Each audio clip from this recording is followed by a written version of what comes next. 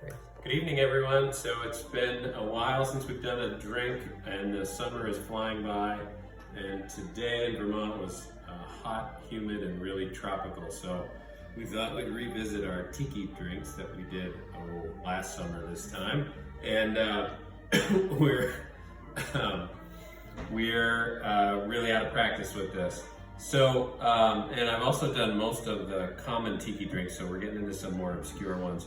This one I found online. It's called the Veiled Pearl from a pop-up restaurant bar. God knows where it is. Maybe it'll pop up somewhere near you.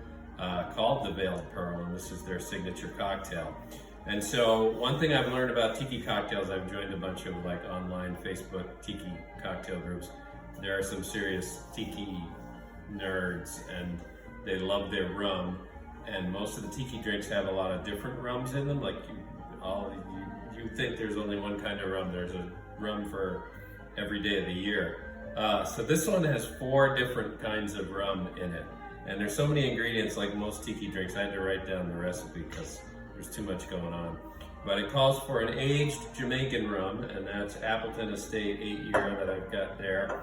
And then an aged overproof Jamaican rum. I have Smith & Cross, which in our quest to finish all the almost empty bottles in our cabinet, that's going to help there.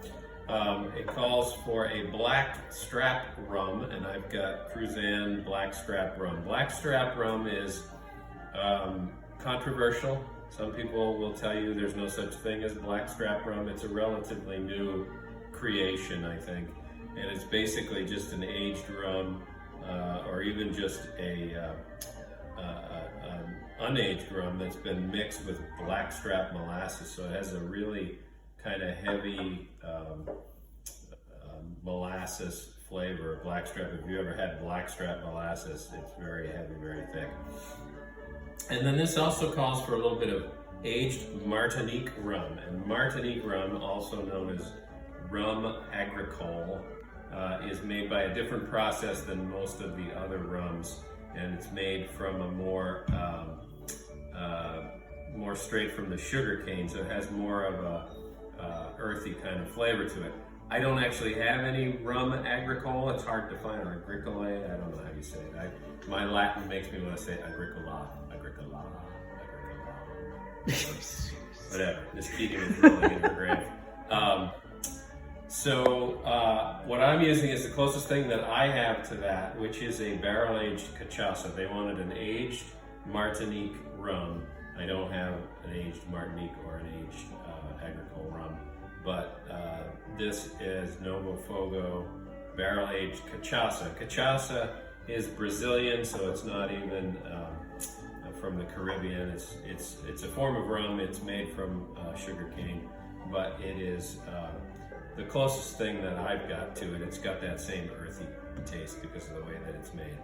And we're using our tiki mugs. We haven't used our tiki mugs yet, so these are very cool. You have to get in close on these. So these are from. We'll give it a spin around. Yeah. So these are from our friend Jeff at 7 Caves. We've had these for a while, and we're really just breaking them in now. So you see, you get your deep sea diver, you get your 7 Caves barrel, and then the octopus that's fighting them. It's very flying spaghetti monster going on there. So we're using our tiki mugs, and I'm going to jump in since it takes a while to make these.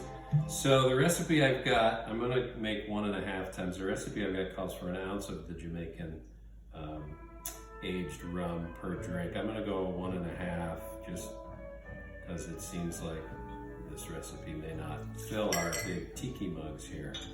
So we're going with 3 ounces of the Appleton. And then we want 1/2 ounce of the Smith & Cross, the overproof rum. And so 1.5 ounces for 2 drinks there. 1/4 ounce each of the blackstrap and the Martinique. And so we just need 3/4 of an ounce of our blackstrap here.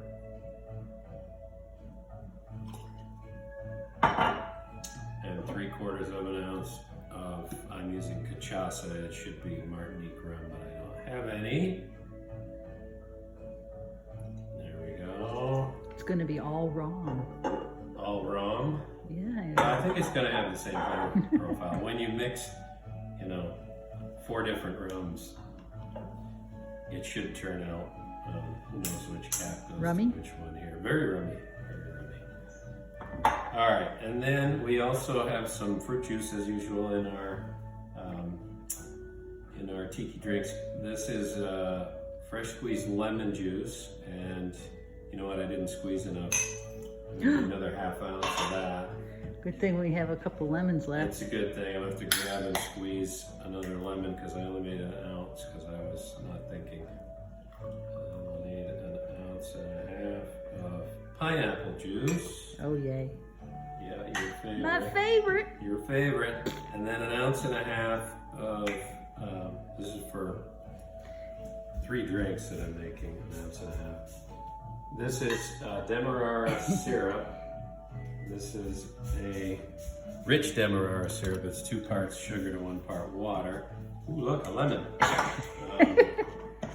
Just need another ½ ounce of lemon juice. That ought to do it. With me. Slice this up. This is the biggest lemon I've ever seen. I don't know if it'll fit in our squeezer. There's an orange one underneath. Oh, that's right. I might need the orange. Get the orange one. Oh, this is an orange-sized lemon. It calls for the orange. See, we're out of practice. Yes, we're way out of practice. I'm terrible with this whole procedure here. Oh, I need a ½ ounce of lemon juice. There we go. All right, so we got everything. No, we still need some bitters. So this has some Angostura bitters in it as well. 2 dashes per drink, so I'm making 3 times, so 6 dashes. There you go. And it's not the prettiest drink, so it's okay that we're It's a good thing it's in the mug. putting it in our tiki mugs. When you shake, you have to... I have to hula when I shake? Yeah. Hula hula? Yeah. Do the music? Yeah. Let me do it back up a little so we can see you shake your hips. It's not conducive to shaking the drink. All right. I'll shake for you. When you hula, you're supposed to tell a story, and the story right. I'm telling is that we're going to get drunk. Ooh. Yeah, because I spent a lot of his money today.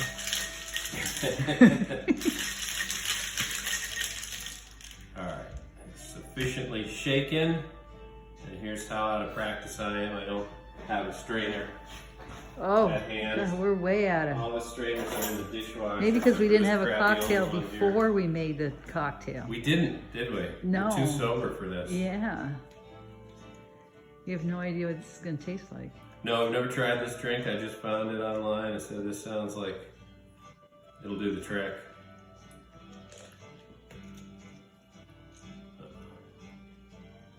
Spilling it on my octopus here.